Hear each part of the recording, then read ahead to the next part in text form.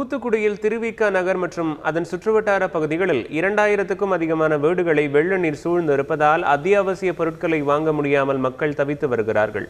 கூடுதல் விவரங்களை செய்தியாளர் தினேஷ் கூற கேட்கலாம்.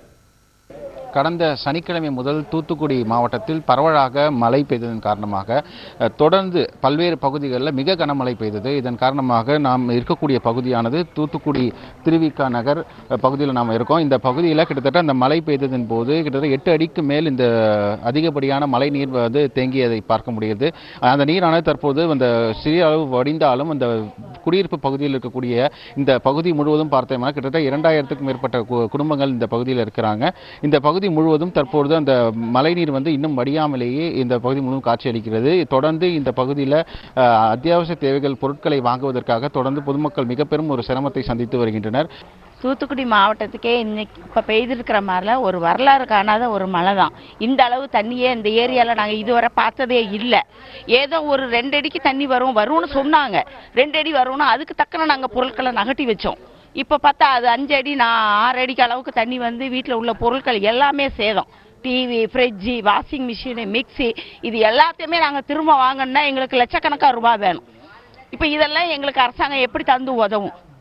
2வது அவங்க வீடை மட்டும் பார்ப்பாங்க, ஆனால் வீட்டுக்குள்ளே இருக்கிற நிலைமை தெரியாது. லோன் போட்டு வீடை கட்டியிருப்போம். நாங்கள் அந்த லோனை கட்டுறதுக்கு நாங்கள் சிரமப்பட்டுக்கிட்டு இருப்போம். அப்புறம் வாழ்வாதாரம், பச்சை குழந்தைங்க நைட்டு விடிய அழுகுறாங்க. கொடுக்க பால் கிடையாது, கடைகள் கிடையாது, போய் வாங்க முடியலை. இருக்கிற அரிசியை கஞ்சி வச்சு குடிக்கலாம். மற்ற பொருட்களுக்கு என்ன பண்ணுறது? ஒரு வீடு அவங்க தேவைக்கு மட்டும்தான் வாங்கி வச்சுருப்பாங்க பொருட்களை. பக்கத்தில் அவங்களுக்கு உதவி செய்யணுன்னா கூட எங்களுக்கு கஷ்டமாக இருக்குது. அவங்களுக்கு செய்ய முடியலையேங்கிற வருத்தம் வருது. நம்மகிட்ட அந்த அளவு பொருள் இருக்கணும்ல. காய்கறி ஒரு நாள் 2 நாளைக்கு நம்ம வச்சுருப்போம். அதை கூட 4 பேருக்கு நமக்கு சமைக்கும் போது ஒரே நாளையில் போயிடும். அடுத்த நாளைக்கு என்ன பண்ணுவோம்? ஊறுகாய் கூட தீர்ந்து போயிடுது.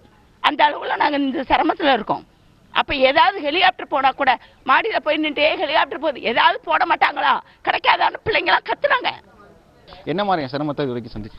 வெளியில் பால் காலைல 5 மணி போட்டுருவாங்க. இப்போ 3 கிலோமீட்டர் போய் வாங்கிட்டு வந்திருக்கு.